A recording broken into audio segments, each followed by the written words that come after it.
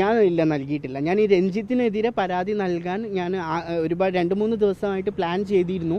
അപ്പോൾ അത് വേണോ വേണ്ടേ, പിന്നെ ഞാൻ വിചാരിച്ചു ഞാനിപ്പോൾ ഇത് എന്തിനു വേണ്ടിയിട്ടാണ് മറച്ചു വെക്കുന്നത്, വീട്ടിൽ എന്തായാലും ഇത് റിവീൽ ചെയ്യണം. കാരണം അയാൾ ആക്ച്വലി ഡിസേർവ് ചെയ്യുന്നുണ്ട്. പുള്ളി അത്രയും വലിയ ലിജൻഡാണ്. ഞാനും ഒരു കോഴിക്കോടുകാരനാണ്, അദ്ദേഹം കാലിക്കറ്റുകാരനാണ്. പക്ഷേ ഒരാളോടും അയാളുടെ ഒരു സ്ഥാനം അയാൾ ദുരുപയോഗപ്പെടുത്തുകയാണ്. അത് ഒരിക്കലും ചെയ്യാൻ പാടില്ല ആരോടും. ഞാനിതിനു മുമ്പ് 2 വട്ടം അയാൾ കാലിക്കറ്റ് ഒരു ഫംഗ്ഷനിൽ വന്നപ്പോൾ ഞാൻ മീറ്റ് ചെയ്യാൻ വേണ്ടി ശ്രമിച്ചിട്ടുണ്ടായിരുന്നു ഈ അടുത്ത നാളിൽ. പക്ഷേ എനിക്ക് അയാൾ എന്നെ റെക്കഗ്നൈസ് ചെയ്യാൻ, എനിക്ക് അത്ര വലിയ ക്രൗഡിൻ്റെ ഇടയിൽ പോയിട്ട് സാറിന് എന്നെ ഓർമ്മയുണ്ടോ അങ്ങനെ ചോദിക്കുക, എനിക്ക് അന്ന് കാണാനുള്ള ഒരു ചാൻസ് കിട്ടിയില്ല. ഓരോ ഓപ്പർച്യൂണിറ്റി കിട്ടുകയാണെങ്കിൽ ഞാൻ ചോദിക്കും, നിങ്ങൾ എന്തിനാ എന്നോട് ഇങ്ങനെ ചെയ്തത് എന്നുള്ളത് ഞാൻ തീർച്ചയായിട്ടും ചോദിക്കും. പക്ഷെ എനിക്കത് ചാൻസ് കിട്ടിയിട്ടില്ല. സിനിമ അദ്ദേഹം പറഞ്ഞ 2-3 പേരുകളുണ്ട് എന്നെ അപ്രോച്ച് ചെയ്യാൻ, പക്ഷെ അവരാരും എന്നെ അപ്രോച്ച് ചെയ്തിട്ടില്ല. അതുകൊണ്ട് എനിക്ക് അവരെ പേര് പറയാൻ പറ്റില്ലല്ലോ. അത് മെസ്സഞ്ചറിൽ ഞാൻ അയച്ചിട്ടുണ്ട് ആ മെസ്സേജ്.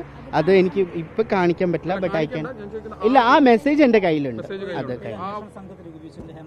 അതെ അതെ അതെ സഹകരിക്കും തീർച്ചയായിട്ടും. ഞാൻ അവർക്കല്ല, ഞാൻ DGP എനിക്ക് അവരെ പേര് യെസ് അവർക്കാണ്. എനിക്ക് ഒരു ചാനൽ എനിക്ക് അവരെ നമ്പർ തന്നു, അവരുടെ ഡീറ്റെയിൽസ് തന്നു. ഞാനൊരു എക്സ്പ്ലെയിൻ ചെയ്തിട്ട് ആ ഒരു സ്റ്റോറി ഫുള്ളായിട്ട് അവർക്ക് കൊടുത്തിട്ടുണ്ട്. സോ നാളെ ഇനി അതിൻ്റെ ആക്ഷൻസ് ഫെർദർ ആയിട്ടുള്ള ക്ലാരിഫിക്കേഷൻ വരികയാണെങ്കിൽ ഷുവർ ഐ വിൽ. പോലീസ് ഇതുവരെ ആരും ബന്ധപ്പെട്ടിട്ടില്ല. എനിക്ക് രണ്ട് സ്വാധീനങ്ങൾ 2 കോൾസ് എനിക്ക് വന്നു. അവർ എന്നോട് പറഞ്ഞും ചെയ്തു. പക്ഷെ അത് ഒരിക്കലും അവർ പറഞ്ഞത് അവർക്ക് എൻ്റെ ഒരു ഫ്യൂച്ചർ, ഞാനിത് റിവീൽ ചെയ്ത് കഴിഞ്ഞാൽ what will happen in my future, എൻ്റെ ഇനി നാളത്തെ അവസ്ഥ അല്ലെങ്കിൽ ആളുകളുടെ മുമ്പിൽ എങ്ങനെ ഫേസ് ചെയ്യും. But I don't care about that. ഇത് ഞാൻ പറഞ്ഞിട്ടില്ലെങ്കിൽ ചിലപ്പോൾ എന്നെപ്പോലെ കുറേ കുട്ടികൾ ചിലപ്പോൾ ഉണ്ടാവും. ആൺകുട്ടികളാണ് സ്പെഷ്യലി, ഇപ്പോൾ ഗേൾസിന് മാത്രമല്ല ഈ അനുഭവം ഉള്ളത്. ബോയ്സ് കുറച്ച് എന്തെങ്കിലും അവർക്ക് ഇഷ്ടപ്പെടുന്ന രീതിയിൽ എന്തെങ്കിലും കണ്ടു കഴിഞ്ഞാൽ അവർ ചാൻസ് കൊടുക്കാമെന്നും പറഞ്ഞ് അവരെന്തായാലും ബോയ്സിനെ മിസ്യൂസ് ചെയ്യും. So I need to explain. ആഗ്രഹമുണ്ട്, ഇപ്പോഴും ആഗ്രഹമുണ്ട്, പക്ഷെ പേടിയാണ്. ഇതേപോലെ തീർച്ചയായിട്ടും ഈ ഒരു പേടിയാണ്, ആളുകൾ എങ്ങനെ അപ്രോച്ച് ചെയ്യും എന്നുള്ള.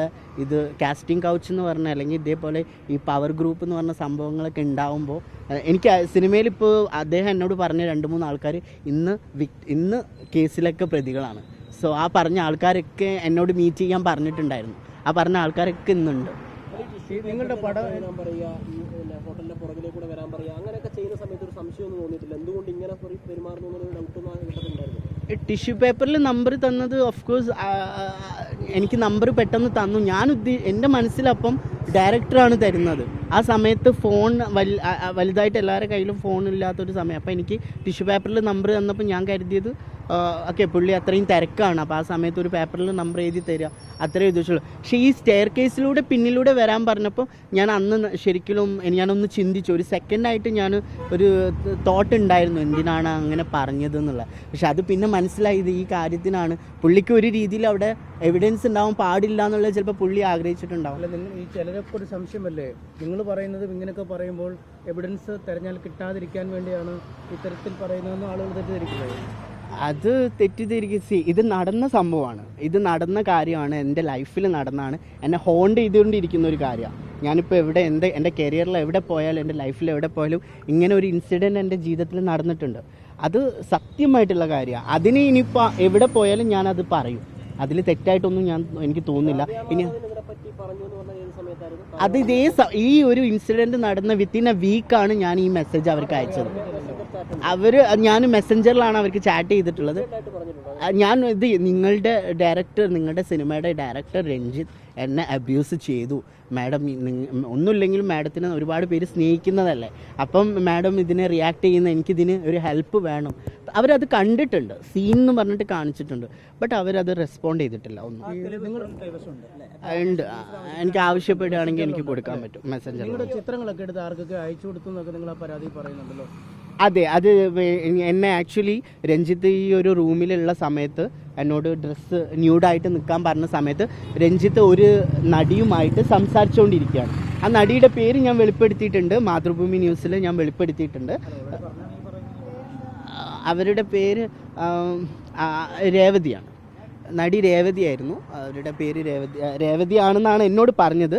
സോ രേവതിയായിട്ട് രഞ്ജിത്തിന് ബന്ധമുണ്ടോ ഇല്ലയോ എനിക്കറിയില്ല.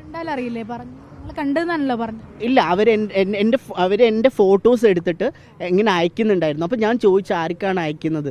അപ്പോൾ പറഞ്ഞു രേവതിക്കാണെന്ന് പറഞ്ഞു. രേവതി ഉണ്ട്, അവർ നിന്നെ കണ്ടിട്ട് ഇഷ്ടമായി എന്നൊക്കെയാണ് എന്നോട് പറഞ്ഞത്. ബാംഗ്ലൂരിലെ റൂമിൽ വെച്ചിട്ടാണ് ഈ സംഭവം. അവിടെ ബാവുട്ടിയുടെ നാമത്തിൽ സിനിമയുടെ ലൊക്കേഷൻ പാക്കപ്പ് ആയതിനു ശേഷം ഓഡിയോ ലോഞ്ച് അങ്ങനെ എന്തോ ബന്ധപ്പെട്ടിട്ടാണ് ആൾ ഉണ്ടായിരുന്നത്. ആൾ അവിടുന്ന് എന്നോട് പറഞ്ഞത് അതിനുശേഷം അബുദാബിയിൽ എന്തോ ഒരു ഫംഗ്ഷന് പോയി, എന്തോ ഫിലിം ഫെയർ എന്തോ അവാർഡ് ഫംഗ്ഷൻ കഴിഞ്ഞിട്ട് വരികയാണ്. സോ ആൾ ബാംഗ്ലൂരിൽ എത്തുമെന്ന് പറഞ്ഞു. അങ്ങനെ ബാംഗ്ലൂരിലേക്കാണ് ഞാൻ പോയിട്ടുണ്ടായിരുന്നത്. 9 മാസം മുമ്പ് ഇടവേള ബാബുവിന് പരാതി കൊടുക്കാനുണ്ടായ സാധ്യത. 9 മാസം മുമ്പ് എന്താ സംഭവിച്ചത്?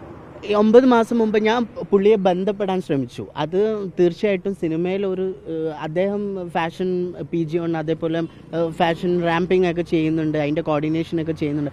സോ അദ്ദേഹത്തെ ബന്ധപ്പെട്ട് കഴിഞ്ഞാൽ സിനിമയിൽ ഒരു അവസരം ലഭിക്കും എന്നുള്ള രീതിയിലാണ് ഞാൻ അദ്ദേഹത്തെ ബന്ധപ്പെടുന്നത്. അദ്ദേഹത്തെ ബന്ധപ്പെട്ട് കഴിഞ്ഞു. മെസ്സേജ് അയച്ച സമയത്താണ് പുള്ളിക്കാരൻ്റെ ദ വേ ഓഫ് അപ്രോച്ചും ഏകദേശം സെയിം ആണ്. അപ്പോൾ എനിക്ക് മനസ്സിലായി ഇവരെല്ലാം ഒരു ടൈപ്പ് ഓഫ് പീപ്പിളാണ്.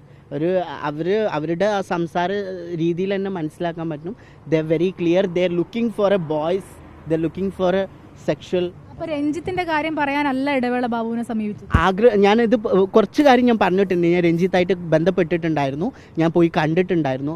അപ്പോൾ എന്നോട് ചോദിച്ചത് വേറൊരു ഭാഷയിലാണ്. അത് പുള്ളി ചോദിച്ച കാര്യം ഞാൻ ഇവിടെ പറയുന്നില്ല. അപ്പോൾ അതിന് ഇനി എനിക്കും കിട്ടുമോ അല്ലെങ്കിൽ എനിക്കും കാണാൻ പറ്റുമോ എന്നാണ് പുള്ളി ചോദിച്ചത്.